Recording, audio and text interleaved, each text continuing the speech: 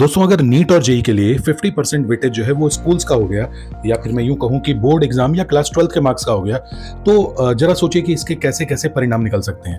अगर आप देखें तो देखिए, ओएसएम मार्किंग तो सीबीएसई वापस ले नहीं रही है। भाई वो तो ओएसएम मार्किंग पे टिकी हुई है। और आपकी जानकारी में देखिए, बहुत सारे फिजिक्स के ऐसे स्टूडेंट मिलेंगे क्लास 12 के जिनकी कंपार्टमेंट फिजिक्स में आई है। फिर फिजिक्स के बाद अगर किसी का नंबर आता है तो फिर केमिस्ट्री में आई है। तो आप सोच के देखिए कि हम अगर 12th बोर्ड के परसेंटेज की बात करें तो 12th बोर्ड का अगर मैं यूं कहूं कि 50-50% हो गया, तो क्या ये सीबीएसई बोर्ड होगा या स्टेट बोर्ड भी 50-50% होगा?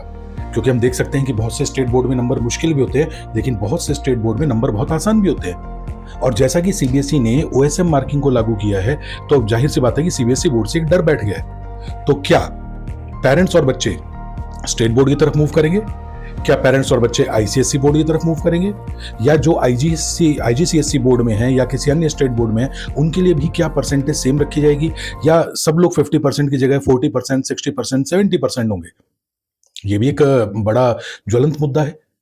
क्योंकि सीबीएसई ने तो देखो डर बिठा दिया, क्योंकि ओएसएम मार्किंग तो देखो वापस ले नहीं रही है। OSM marking on screen marking पे तो वो काम कर रही है, और अब क्लास 10th में भी ओएसएम मार्किंग होने वाली है।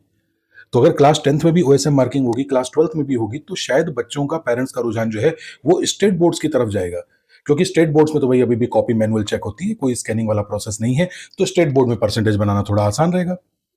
तो ये जो निर्णय आने वाला है, जिसमें कि हम प्रस्तावित है कि भाई नीट और जेई का 50% वेटेज जो है वो 12 बोर्ड्स का होगा, क्या ये स्टेट बोर्ड स्कूल्स के लिए एक वरदान साबित होगा? जो हिंदी मीडियम स्कूल हैं या English medium state board school हैं, यूपी बोर्ड है, राजस्थान बोर्ड है, मध्य प्रदेश बोर्ड है, Gujarat and other state boards हैं, क्या इनके लिए ये सब एक वरदान साबित होने वाला है? क्योंकि भाई मैंने तो देख लिया, लोग सीबीएसई में डर रहे हैं। अब सीबीएसई में डर रहे हैं। बहुत से स्टूडेंट तो अभी से बहुत अच्छे से पढ़ रहे हैं कि सर हम तो राइटिंग भी ऐसी लिखेंगे कि स्कैन करें तो प्रॉपर स्कैनिंग होके जाए कॉपी। तो यानी कि इसका मतलब ये हुआ कि सीबीएसई से तो मोह भंग हो जाएगा। तो 50% जो है वो किसके लिए रखेंगे? क्या स्टेट बोर्ड के लिए वो 50 से 60 हो जाएगा? आप बताइए, इसमें आपका क्या सुझाव है? और क्या ये डिसीजन सही है? 50% बोर्ड्स के मार्क्स क्या नीट जेई सही नहीं किया जा सकता? भाई बोर्ड्स में तो परसेंटेज रट्टा मार के भी आते हैं, और हम सब जानते हैं भी बोर्ड में अगर डेफिनेशंस वगैरह रट ली जाए, बहुत सारे न्यूमेरिकल प्रॉब्लम नहीं आते, या मैं यूं कहूं कि बोर्ड लेवल पे बहुत बड़े टफ न्यूमेरिकल क्वेश्चन नहीं आते और उनका वेटेज भी इतना नहीं होता है।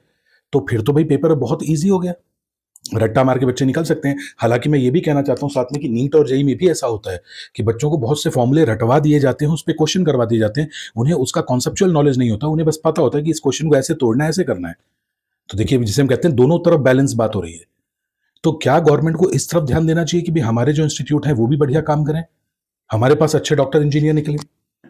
खैर, आपकी जो सोच है आप मुझे बताइएगा। Thank you.